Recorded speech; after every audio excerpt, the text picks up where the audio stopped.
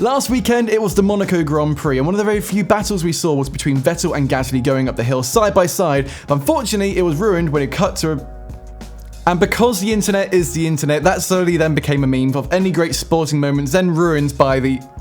But following this, a guy named Sebi asked me on Twitter if I could actually make this publicly available, and it's something I hadn't really thought about doing before, but then I decided to, you know what, I'll give it a try. And it seemed like quite a few of you guys also wanted the same as well. And for that reason, this video is split up into two parts. The first part is literally just this. If you're here for the Lance Stroll replay meme and just want to use that in your videos, then click the first link in the description below. It's already animated for you, and it is an alpha video, so bear that in mind when importing that into your editing program of choice. But if you want to fully customize this, you know, to change the name, change the photo and change the colors, then click the second link in the description, and I'm going to walk through it right now. To make these edits, you will be needing Adobe After Effects CC. Unfortunately, it won't work with any previous versions or any different programs, but if you want to give the software a try, they do offer a trial, which I've left linked down in the description below. But just before we jump into the video, as a quick reminder, I'm trying to reach 50,000 subscribers by the end of the year, and we're so close. So if you've seen a few of my videos before and you've done a few of these graphic ones and aren't subscribed yet, then make sure to click subscribe, so hopefully we can reach the goal by the end of the year. So once you click the second link, you'll come to a page like this. You can either download it from clicking this button here or in the top right corner here as well. But once you click on that, it'll open up into a new page.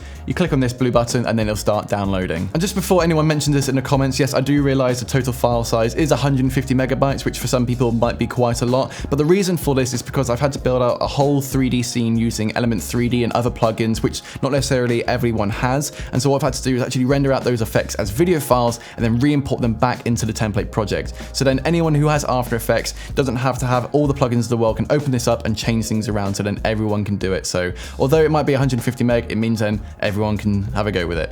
So once you've downloaded the file and unzipped it, you'll come across to these two folders and also the After Effects project as well. The first thing you need to do though is install the Formula 1 fonts. These are publicly available, so I've included them on the download link anyway, but you need to install those before opening up the project. And in the footage here, these are the video assets I mentioned before, so you don't need to worry about those whatsoever. And once you've got the fonts installed, let's open up the After Effects project. So once you've opened up the project, hopefully this is what you're going to be seeing, and this is what we're going to be changing up. Now what you're seeing here has been fully recreated. It's not like, you know, I've just nicked some broadcast footage and did some masking around it. Everything you see here has been fully recreated. Now it's not square on perfect, it's not pixel to pixel perfect. However, you pretty much get the idea, and it's pretty damn close if I might say so myself. But yeah, so this is going to be your export comp here. So once you've made all the changes in this composition, this is what you're going to be rendering from.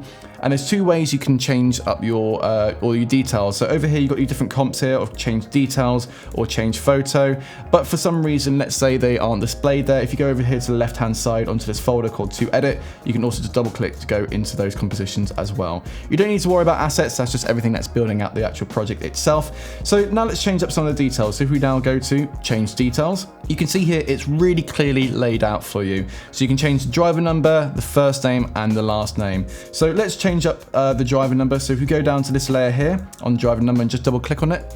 So let's change this number to number 12. That's the date of my birthday. So number 12. And if we change the first name, again, double clicking on the layer, and I'm just going to write in Matt and double click on the last name. And let's change this to my last name, Amos. So now if we go back over to the export comp, after it's loaded a little while, you can then see it's actually updated it fully. So then all the animations and everything else is pre-done for you. That's all you're needing to change. Everything else is fully done for you.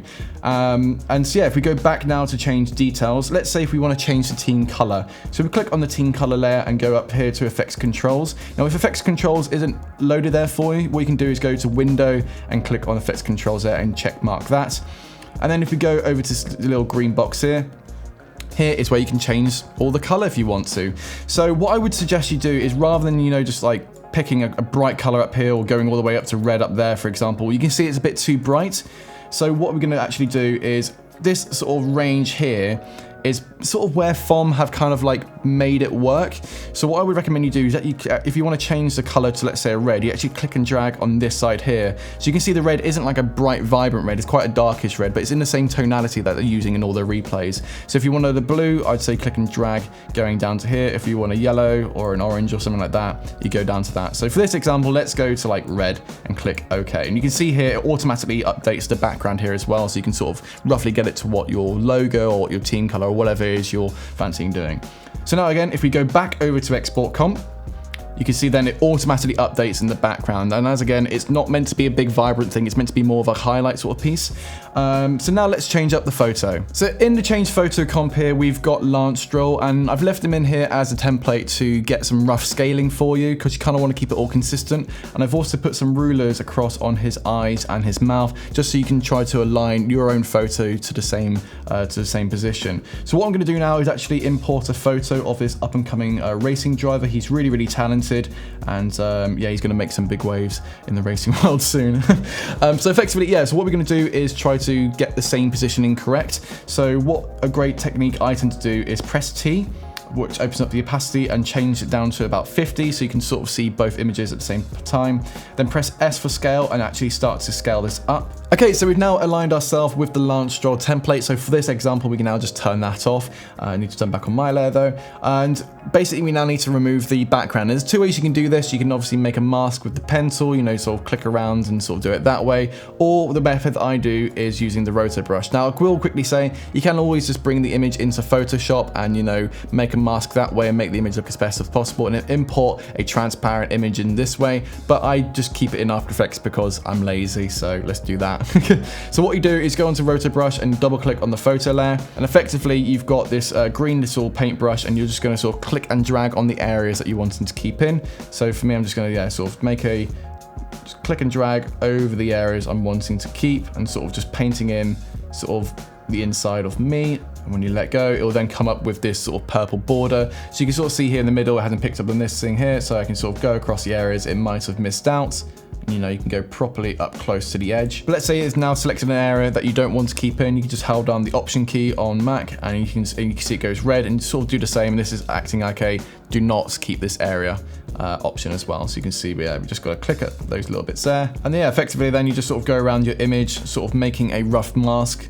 And it works out really, really well, and you can sort of just paint in the areas you're wanting to keep. So that's us now fully masked up, and the last thing to do is to now go back over to the roto brush tool and go onto the refine edge tool. And effectively this is going to really help find those edges around your skin and also on your hair. You're not necessarily needing it on your, like your racing suit or anything, but around hair it finds those little details there, because as you can see here on my hair, you can see there's like sort of some white of the sky there. So effectively what we're going to do is just make this brush a little larger by holding down the command option, and effectively just sort of going around the edges of the hair. So after you've done that, you can see there where the white is what has been detected to keep and the black is to remove. So if you now go back over to the composition of change photo, that will slowly update.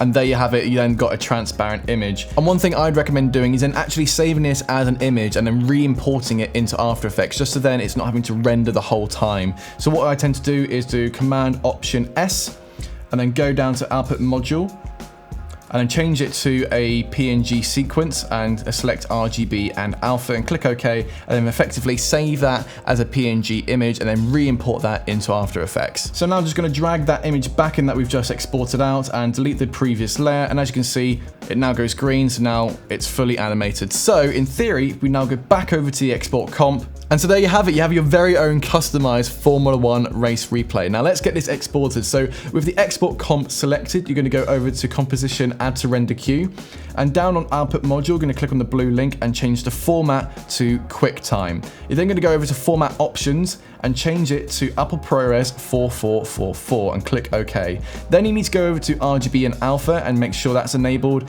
depth to millions of colors, and pre-multiplied. Now, I normally turn the audio off because you don't actually need it because there's no audio effects in here. Make sure you click OK and then go to Output 2, select where you want to export it, and then hit Export. Now again, this might take a while for you to export, it might be between 5 to 10 minutes long, but once it's done, you're then all set. And so there you have it, guys, your very own Formula 1 race replay you can fully customize, and I really hope you enjoyed this just because it did take a lot of time to build into this, so I hope you enjoy it and can use it into your videos. And as a reminder, we are trying to hit 50k by the end of the year, so if you're not already subscribed, then make sure you do so. But that's it for this video, and I really hope you enjoyed it. If you did, then make sure to click the like button down below. If you want to customize some more F1 graphics, you can do so by clicking over there on the left hand side, and if you want to subscribe, you can do so down below there. But thanks very much for watching, and I'll see you next time.